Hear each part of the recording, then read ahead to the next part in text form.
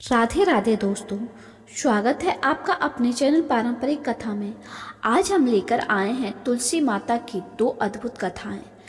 एक वो जहां तुलसी जी की भगवान विष्णु से विवाह होता है और दूसरा वो जहां तुलसी माता ने एक गरीब भक्त का जीवन बदल दिया।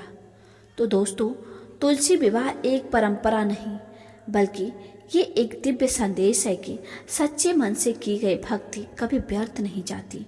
तो चलिए शुरू करते हैं आज की भक्ति से भरी कहानी, तुलसी विवाह और तुलसी माता की कृपा कथा। पहली कथा है तुलसी विवाह की कथा। बहुत समय पहले असुर राज जालंधर का जन्म हुआ था।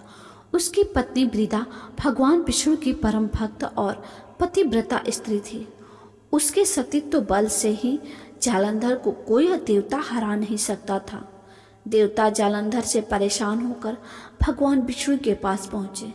विष्णु जी ने देवताओं से कहा, जब तक वृदा का पतिव्रत बल है तब तक जालंधर को कोई नहीं हरा सकता। इसलिए भगवान विष्णु ने योग माया से जालंधर का रूप धारण किया और वृदा के सामने उपस्थित हुए। वृदा ने जब अपने पति के समान रूप को देखा तो भ्रमित हो गए और उसका पतिव्रत भंग हो गया। उसी क्षण जालंधर युद्ध में मारा गया।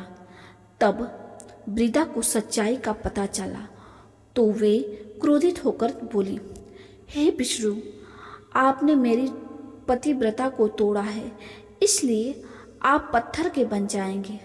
उनकी श्राप तुरंत फलित हुआ और भगवान विष्णु शालिग्राम के रूप में प्रकट हो गए।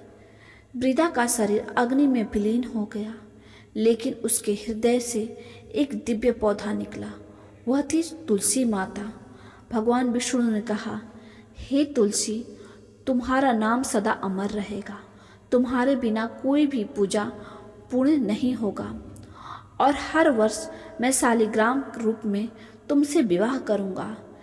इसी के बाद से ही देव उठनी एकादशी के दिन तुलसी विवाह का पर्व मनाया जाता है। इस दिन घर घर में तुलसी माता को सजी हुई डोली में बिठाया जाता है।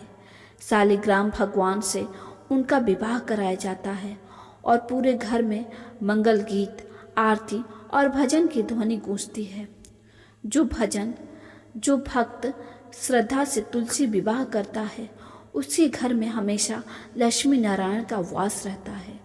दुख दरिद्रता मिट जाती है और परिवार में प्रेम रहता है। दूसरी कथा है तुलसी माता की कृपा। एक गरीब भक्त की कहानी। एक गांव में गोपीनाथ नाम का एक गरीब ब्राह्मण रहता था। वह रोज तुलसी माता की पूजा करता था। भले ही उसके पास खाने के लिए 2 वक्त का अनाज नहीं था, पर वह फिर भी माता तुलसी की पूजा करता था। वह हर सुबह तुलसी माता को जल चढ़ाता, दीप जलाता और कहता, माँ तुलसी, मेरे घर में चाहे सुख हो या ना हो, पर आपका आशीर्वाद बना रहे। एक दिन गांव में भयंकर अकाल पड़ा। लोगों के घरों में अनाज खत्म हो गया, पर गोपीनाथ फिर भी तुलसी माता के सामने दीप दिया जलाता रहा। उसकी पत्नी ने कहा, अब क्या मिलेगा इस पूजा से? घर में तो अनाज का एक दाना भी नहीं बचा है। गोपीनाथ मुस्कुराया और बोला, माँ तुलसी दयालु हैं, वो हमारी परीक्षा ले रही हैं। अगले दिन सुबह जब वह पूजा करने उठा तो उसने देखा कि तुलसी के पौधे के पास एक छोटा सा सोने का सिक्का रखा हुआ है। वह घबरा कर बोला, माँ ये कैसी लीला है?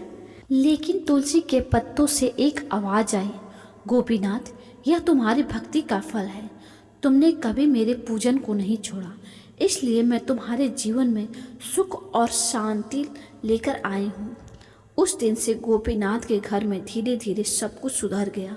अनाज आया, काम मिला और सबसे बड़ी बात यह है कि लोगों ने उससे प्रेरणा ली। गांव वाले रोज कहते, तुलसी माता की कृपा अगर आप किसी पर होती है तो उसका जीवन स्वर्ग के समान हो जाता है।